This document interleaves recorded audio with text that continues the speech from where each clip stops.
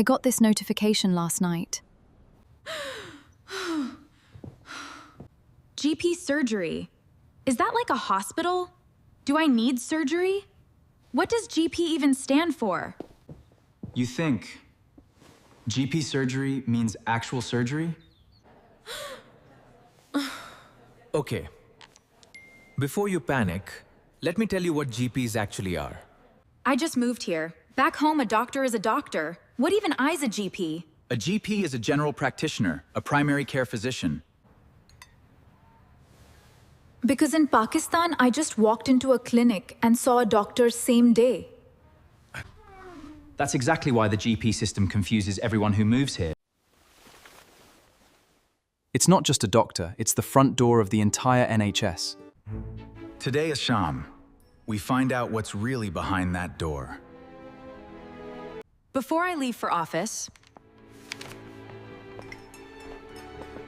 I will quickly go through the GP system. Right. GP stands for General Practitioner. Your family doctor. oh, I see. My family doctor. GP equals general practitioner. They're like your family doctor, the first person you see for almost any health issue. So they're like the first port of call? That's exactly right.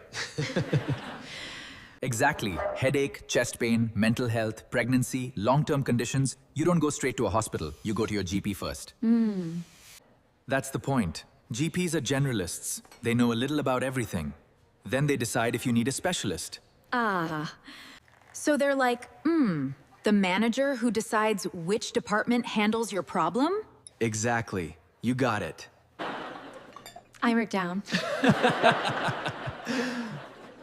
That is the best analogy I've ever heard. So what's the surgery part? I still thought that meant an operation. Okay, so this is genuinely confusing, and you are not alone. Yeah. The word surgery in British English just means a place where a doctor sees patients. That's it. GP surgery just means GP clinic.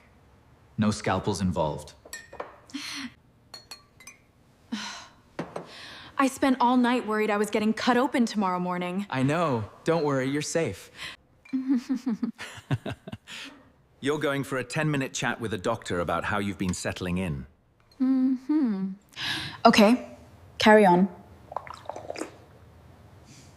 I need to understand this place. Understood. Let me bring my laptop from my workstation. I will be back in a minute.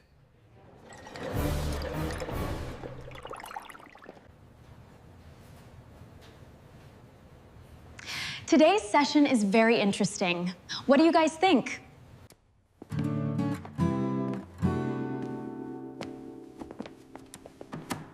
Here I am with my laptop. So what does your GP surgery actually do for you?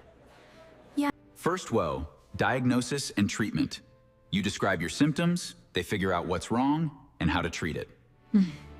Like a cold, or a rash, or a stomach problem? Exactly. Everyday stuff that doesn't need a hospital. Second wa, prescriptions. Your GP can prescribe medication. You take the prescription to a pharmacy. Is that why they give you that little paper slip? That's the one. One prescription costs £9.90 in England. Just £9.90? For any medicine? Any medicine. On that prescription. Flat rate. Third pill, and this is huge, referrals. If your condition needs a specialist, your GP writes you a referral. Oh, that makes sense. What about you, Baker? Without that referral, you generally can't access NHS specialist care. So the GP is literally the gatekeeper to the rest of the NHS? Now you understand why I called them the front door. Fourth pud, managing long-term conditions. Diabetes, asthma, high blood pressure quit. Your GP monitors these regularly. Fifth service card Y, mental health and well-being. GPs are often the first point of contact for anxiety, depression, stress. Oh, I see. So it's not just physical health, but it's everything? Your GP sees the whole picture. That's what makes them so important. Now, the bit most people never think about. How does your GP surgery actually get paid? I assumed the NHS just pays them. Holds up finger-o. It's more interesting than that. Here's the thing most people don't realize. Most GP surgeries are not directly run by the NHS. Wait, why Chote? They're not NHS. GPs are mostly independent contractors. They run their own practice more like a small business, but they have a contract with the NHS to deliver services. I see. So the GP practice is a private business. They have a contract directly with NHS England. So they're basically self-employed doctors working for the NHS on contract? Precisely. And that contract determines how they get paid. GP funding comes in 3 main streams. Ready? Yeah, seems curious to learn. First one, capitation payments. This is a fixed amount paid per patient registered with the practice. Roughly £160 per patient per year. Exactly. A practice with 10,000 patients gets roughly $1.6 million just from this. So the more patients they register, the more money they get? Wow. Actually, I'm going to stop there. Wait, what? You haven't explained QOF or enhanced services yet. I know. But what I'm about to show you next Is the part that actually explains why your GP appointment takes 3 weeks to get. Tell me. Next episode, part 2 of the GP series. Once you understand the pressure these surgeries are really under, you'll never look at your GP the same way again. Yeah.